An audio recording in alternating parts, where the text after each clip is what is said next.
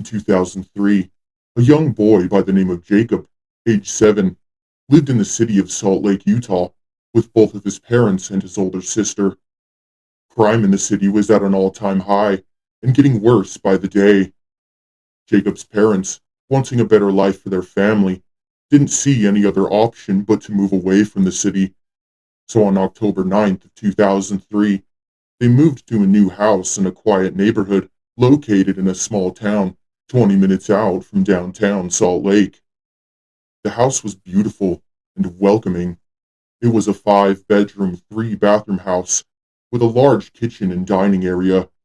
The living room was spacious, with a fireplace and large front room window. In the basement, there was a big family room with a laundry room and tons of storage space.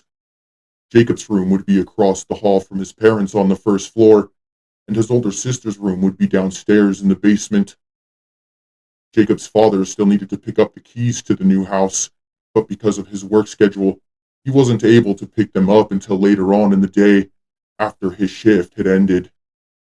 The family wanted to spend their first night in the new house, and had just enough daylight by the time his father made it home to move a small portion of their bedroom furniture over to the house, such as their beds and nightstands.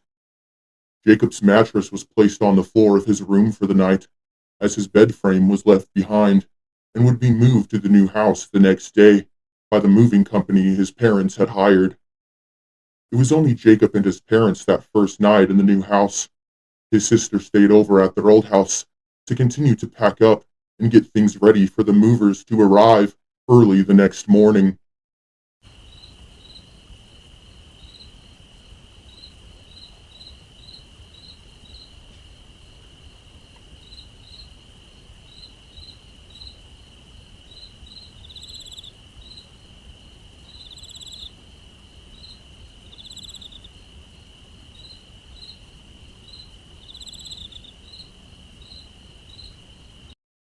It was 2:30 a.m., and Jacob was woken up to a small tapping sound coming from somewhere inside his room. His vision was quite blurry, as he was still in a sleepy haze. Jacob, still laying in bed, saw a figure standing in the doorway of his room. Thinking it was one of his parents, he asked, "Mom, what are you doing?" But when Jacob blinked, the figure was gone. He immediately sat up in bed, startled. He glanced around but didn't see anyone. Jacob waited for a moment to see if one of his parents would return, but when neither of them appeared, he got out of bed and walked out into the hallway. The house was dark, so Jacob turned on the light in the hall and looked around the house, but didn't see anyone. He opened the door to his parents' room and peeked in. They were fast asleep, so he shut their door, turned off the lights, and went back to bed, not thinking any more of it. The next day, the movers showed up to the house with a truck full of the family's belongings.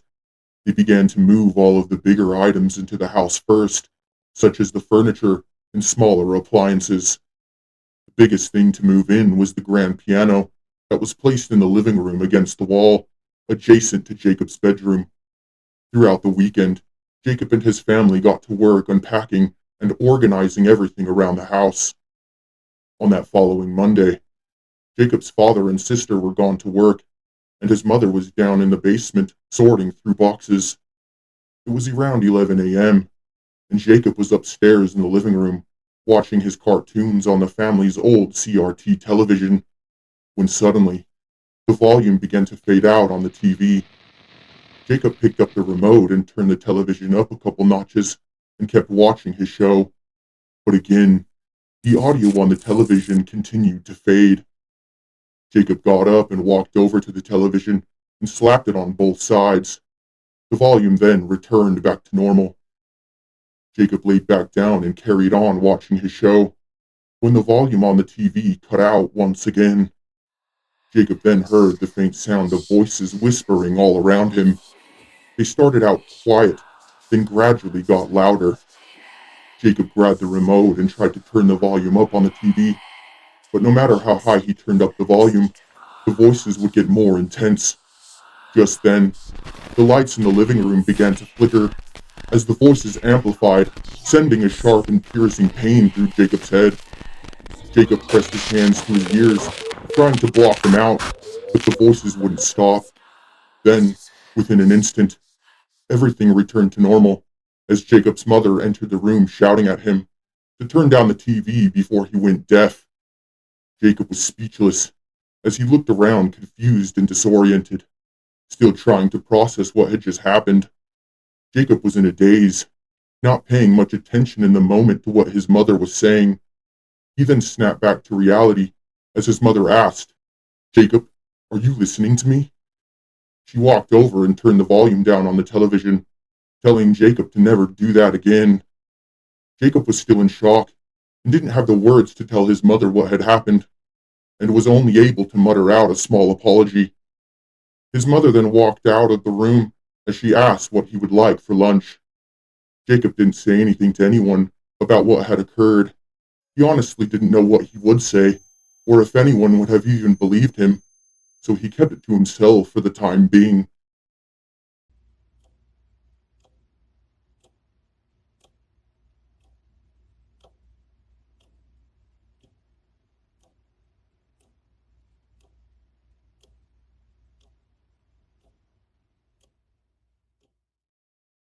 At approximately 1:45 a.m., October 14th, Jacob was sound asleep when suddenly he woke to an echoing bang. He sat up in bed looking around the room, but didn't see anything. After a minute or so, Jacob laid back down and started to drift off. He was half asleep when he heard a small tapping sound, the same tapping sound he had heard the first night he slept in the home. He opened his eyes, scanning the room once more, but again, Jacob didn't see anything. He shut his eyes only for a second, when out of nowhere, he heard the sound of the piano on the opposite side of the wall begin to play an eerie melody. He sat back up in bed, quietly listening.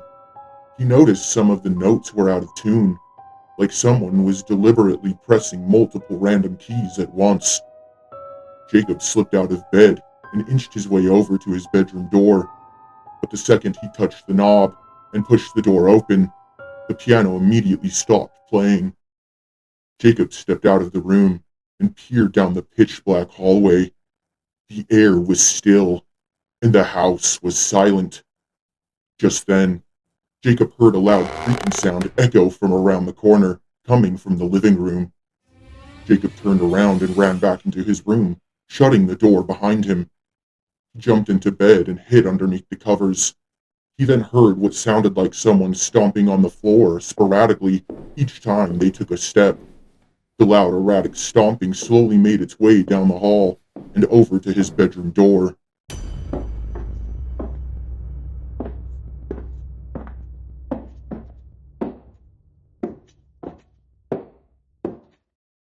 Jacob peeked out from under the covers. He saw the handle begin to move back and forth. He threw the covers back over his head, but by then the noises had gone silent, and it was quiet once again. Jacob then pulled the covers off of him to see that his bedroom door was wide open. He began to breathe heavily, unable to move, overwhelmed with fear. Jacob stared into the darkness outside of the room. Then all at once, the hallway light flicked on, and Jacob screamed at the top of his lungs. The light went out before Jacob's father could make it out of his bedroom and across the hall into Jacob's room. His father tried to calm him down, asking him what was the matter. Jacob told his father what had been happening since moving into the new house. He told him about the figure standing in his doorway the first night they stayed in the home, and everything else that occurred up to that point, from the encounter he had that morning in the living room, to the piano playing on the other side of the wall, and the light turning on and off in the hallway. But his father dismissed the claims, telling Jacob it was most likely a nightmare, but Jacob insisted it was real. His father then explained how this was a new house that Jacob wasn't used to yet, and that it was going to make strange noises every so often. He told Jacob that sometimes the mind can play tricks on you in a new environment, and that there was nothing to be afraid of. His father then told him to get some sleep, and that everything would go back to normal soon. And sure enough, it did. At least, so he thought.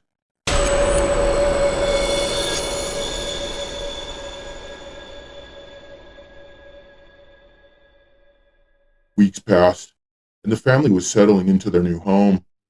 Jacob started attending his new elementary school and had made a few new friends his first day.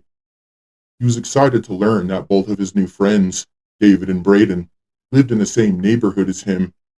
Braden lived down the road on the opposite side of the street, and David lived around the corner, a couple of houses down from Jacob's house.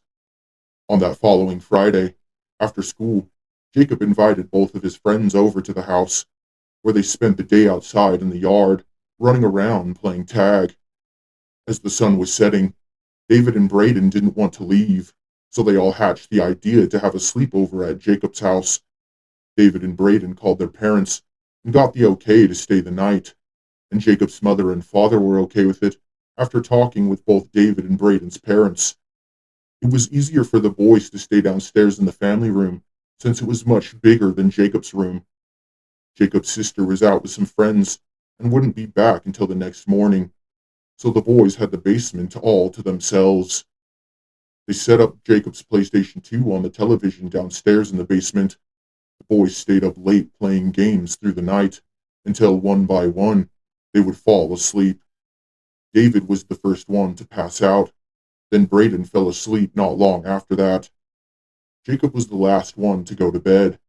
He turned off the television and climbed into his sleeping bag, but as Jacob was dozing off, he heard someone whisper his name, Jacob.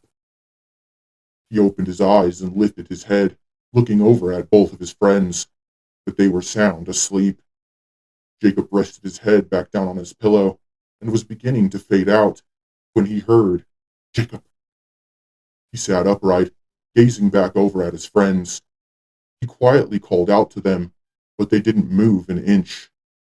He started to wonder if maybe his friends were playing a trick on him, so he decided he would sleep on the small couch his sister had in her room so that no one could bother him. As he entered the room, he saw a pile of pillows and blankets on the side of her bed. Jacob began sifting through the pile, searching for a blanket and pillow he could use. But Jacob, being as tired as he was, thought the pile of pillows looked much more comfortable than the couch. So Jacob wrapped himself in one of the blankets and fell over on the pile. He was almost asleep when he heard, Jacob. Still laying flat on the pile, Jacob opened his eyes and was staring directly underneath his sister's bed. The room was pitch black when he heard someone from within the darkness whisper, Jacob, followed by a sinister little chuckle as if someone or something was letting Jacob know that they were there watching him. Jacob immediately got up off the pile of blankets and exited his sister's room. He went back into the family room, where he saw both of his friends laying in the exact positions as before. They hadn't moved at all. Jacob sat down and turned the PlayStation back on and continued to play games until the sun came up. He never told his friends or family what he had encountered that night, wishing he could erase it from his memories. It still haunts Jacob to this day, as if all of it had taken place only yesterday. After that horrifying experience, Jacob never had another encounter with whatever or whoever had been there with him that night. At least, not one he's willing to share.